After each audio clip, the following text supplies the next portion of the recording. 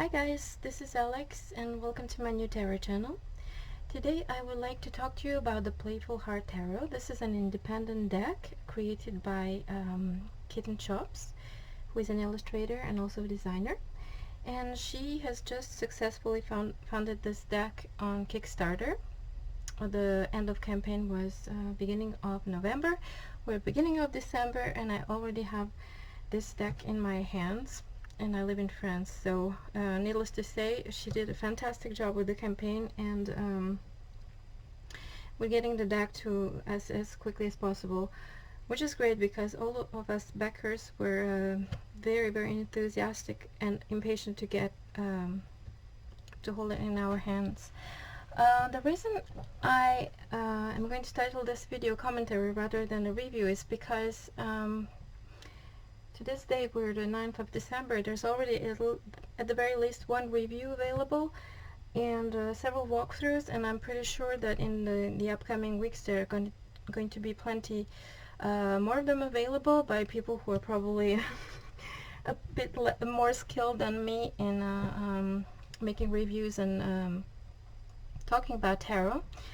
What I would like to do is a commentary because there are certain points that I would like to mention regarding this deck. This deck is extremely cute and adorable and playful, as its own name suggests, and I'm scared that people will, some people might disregard it, thinking that it's just overly cute and that it's sugarcoating things, which is actually far from being the case. I mean, it is cute and adorable, but it's also very serious and perfectly workable deck that actually tends to hit pretty hard when necessary.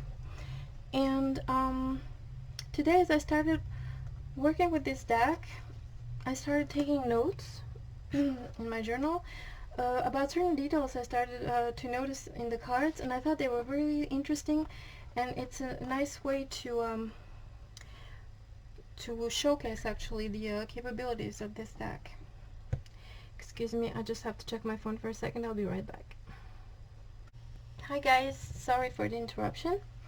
So I'm gonna just jump right in and show you some of the cards I've pulled today randomly and I examined, I can say. I took some notes in my journal, which is really good because I'm really not good in I'm not comfortable speaking English, and especially when it comes to things that are really close to my heart and important, like tarot. And I would like to do this deck justice, really. So I apologize, but I'm probably going to be reading. I'm going to be reading my notes actually, which are not really. Yeah. Let me just do it. So the first card I pulled was the Hermit. So what I wrote down is that his path is lit by a glowing skull on the tip of his hat. The hat as a symbol indicates intellect and connection to one's higher self or divinity or spirit, or whichever way you're comfortable calling it, according to your own set of beliefs. The skull is reminiscent of Shakespeare's Hamlet, pondering over the sense of life, one's own mortality, all of the deep things basically. He's wearing a live fox on his shoulders. Foxes tend to symbolize wisdom, cunning. He has a wise counselor. The roots of the trees, I don't know if you can see, I'm going to try to bring this a little bit closer. The roots of the trees have geometric patterns. I'm not sure yet how to interpret these, but I have noticed them. So it's something to think about. Possibly that could mean that he's coming from the civilization but has come in the nature for a retreat to evaluate what is truly important. The heart-shaped trees. This might be about cultivating compassion ultimately,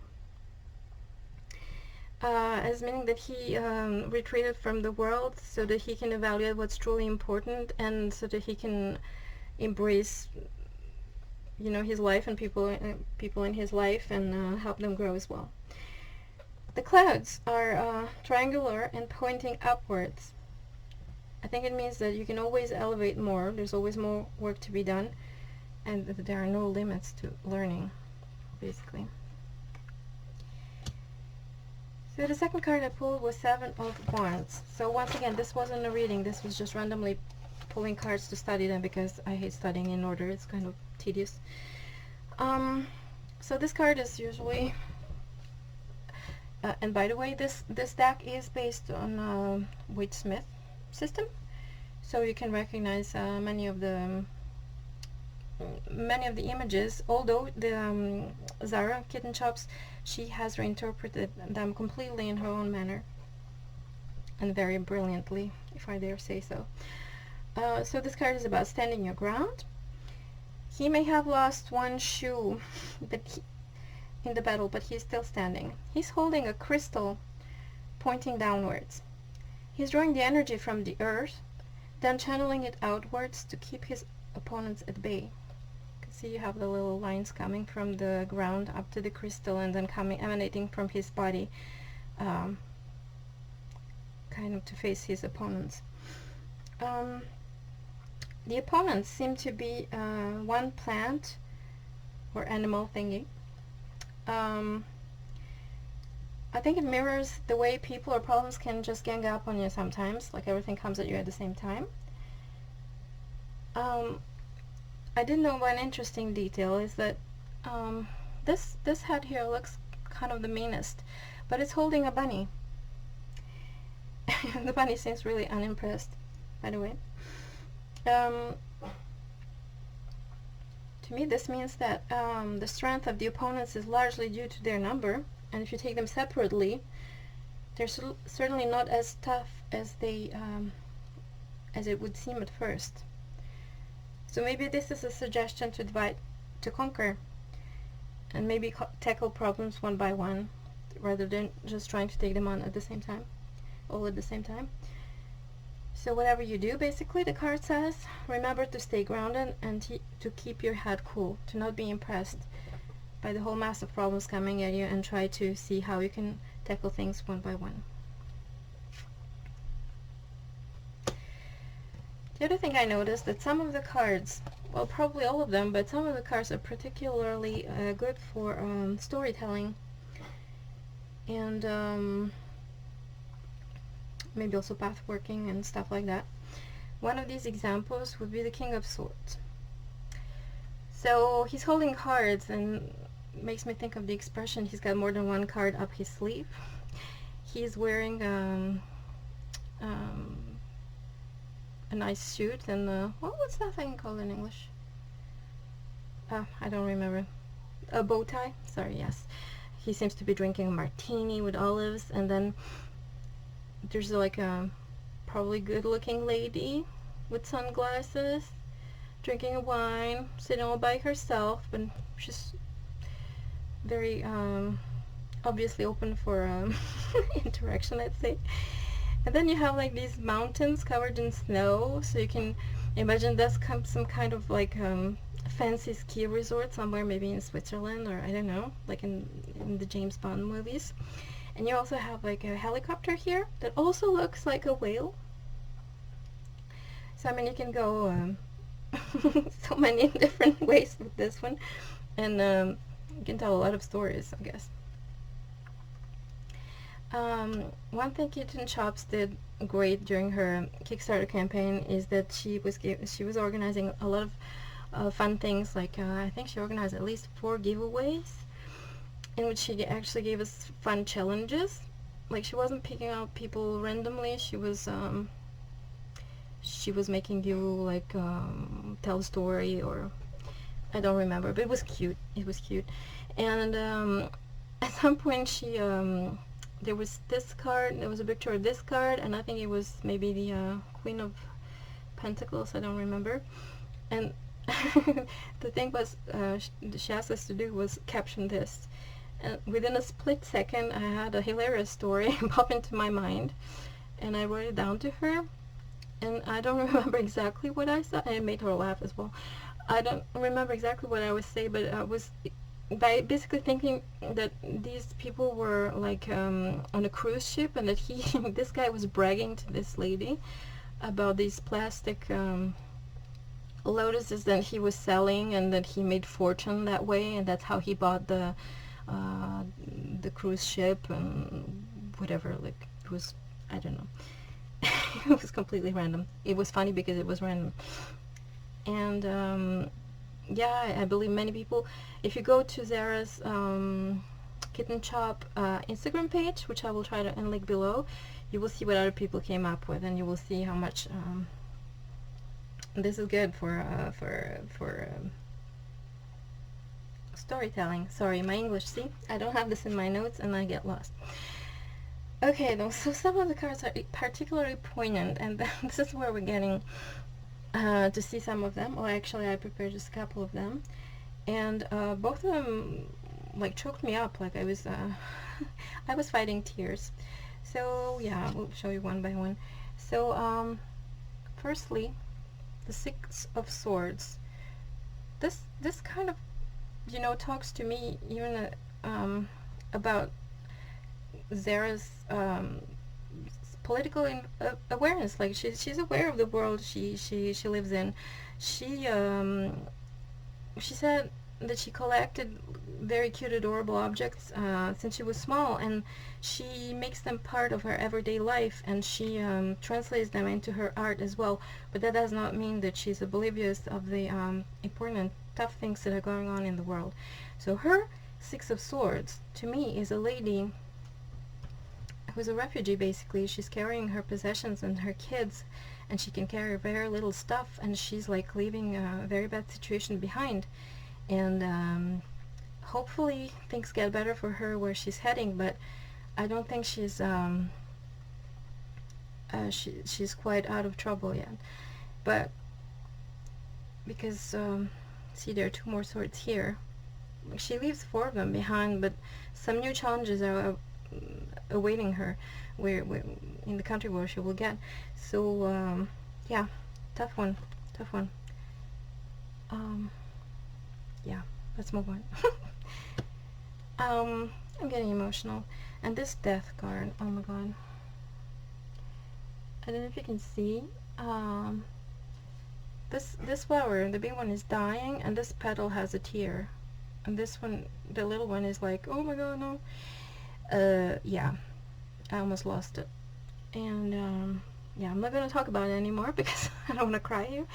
But yeah, this kind of forces you to work through some things that that were easy not to face with other decks, I think. But because this is so cute and playful, you kind of just don't expect how can I say this?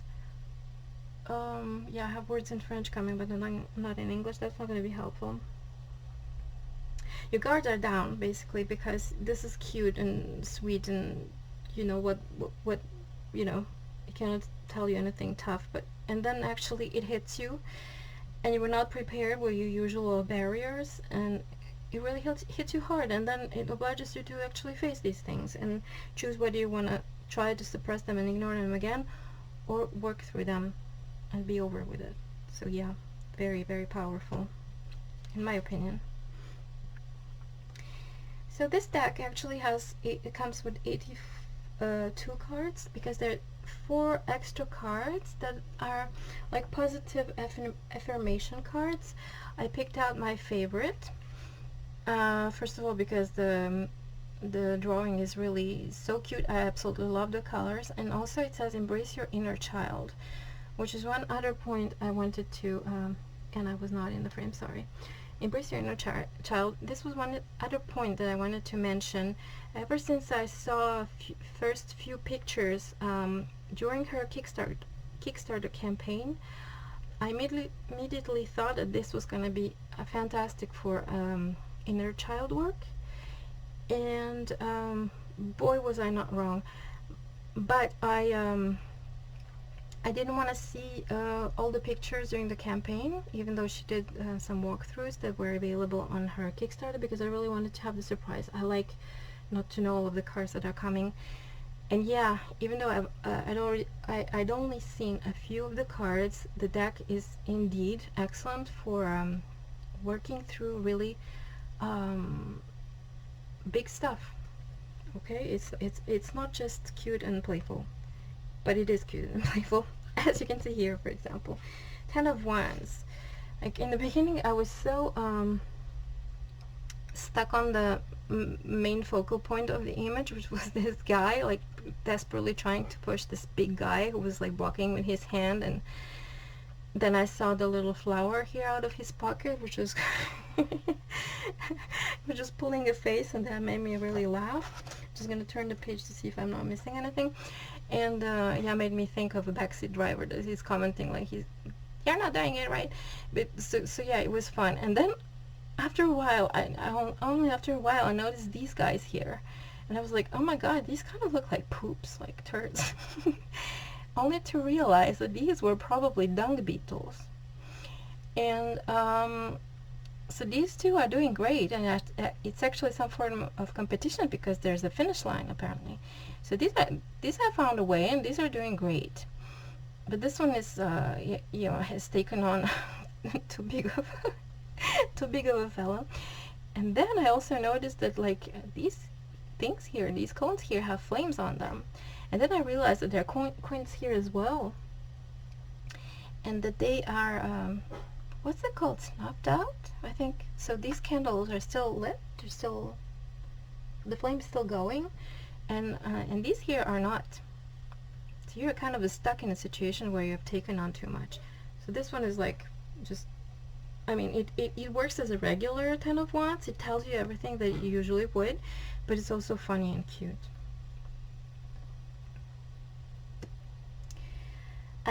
The 9 of Swords. So this is one of the cards that actually do soften a blow for you, comparing to Wade Smith image, for example. I think I should better read my notes on this one. So the monsters are really more cute and funny than anything. The spirals in Bunny's eyes, can you possibly see that? I think you can. Instead of irises, he has like spirals. So the spirals in Bunny's eyes indicate that he's totally lost his shit. He has given in to his fears and his bad narrative. The glowing hat indicates, where's the glowing hat here? The glowing hat indicates that it's by using your head more wisely, you can make the darkness go away. The monsters are basically scary because you're refusing to face them. They're behind the Bunny's back, and he's like frozen in fear, terrorized, and he doesn't want to turn around and face them. So they're basically scary because you're refusing to face them. If you took a better look in them, you would realize they are not as threatening as you first thought they were. And this, so far, this is my favorite card because I think it's absolutely cute, and I'm not in frame, sorry. Trying, guys, trying. Now, on the contrary, there's an example of a card that's actually tougher than expected.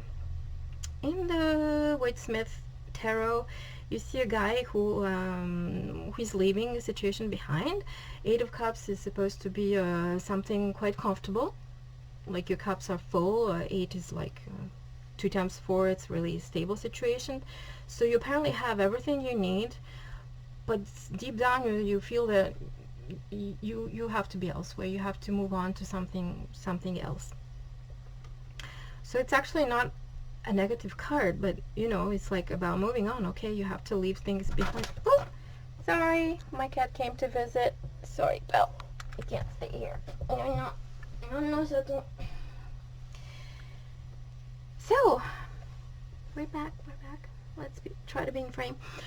So when I saw this card, I was very naively thinking, oh, look at these birds, they seem to have like lemon slices and they seem to be juicing them, and I was like thinking, oh, like these guys are going with the classical, when life gives you lemons, make a lemonade. And then this guy, he was like, screw that, I'm going somewhere else. That's what I thought, basically. And then I read what Zara had to tell us about it in her little white book. And actually, she was saying that these are the birds who eat oysters, and they're actually seasoning them with lemon. And this guy was saying, like, fuck that shit, I'm out of here. I'm not gonna wait for my turn. Like, I'm out of here. And she was saying, like, basically you have a pearl, there's a little pearl. This is an oyster with a little pearl, and you're precious, and you gotta get out of there, and you gotta, you know, you got things to fight for, and you have to remove yourself from this potentially bad situation. And yeah, that kind of surprised me, and it was funny. It was funny and cool.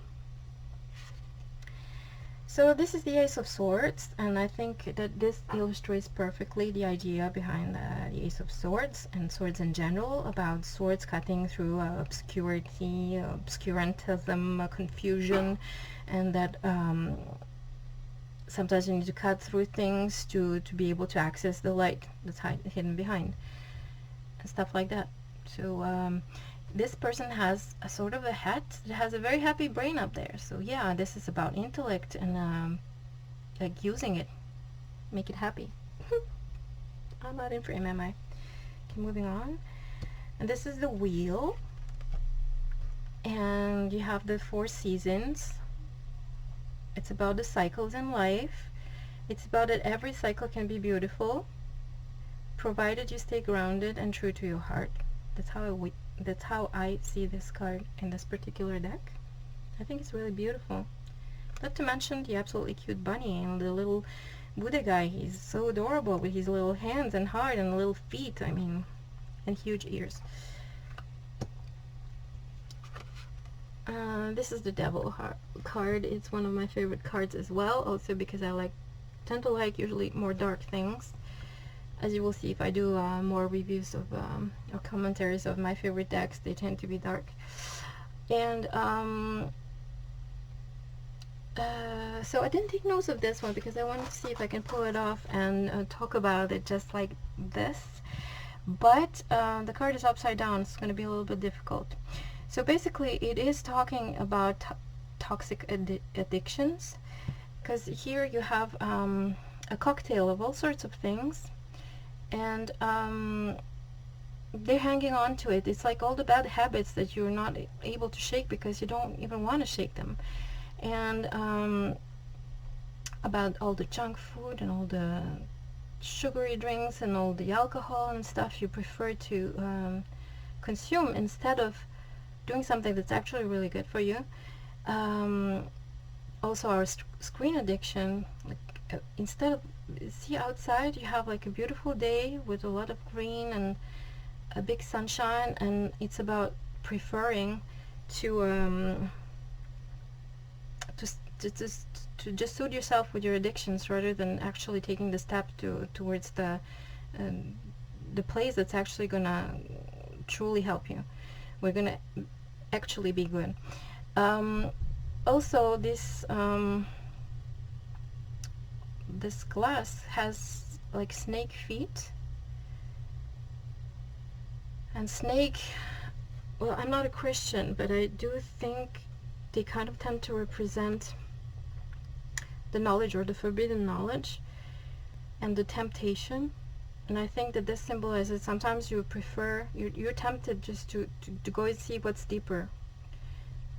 In the little booklet, Zara did something interesting. She spoke both of toxic addictions and of creativity, which is like the thought view of the devil card. Usually it's like boundless creativity, like breaking the bonds of the establishment, whatever you want to describe it as.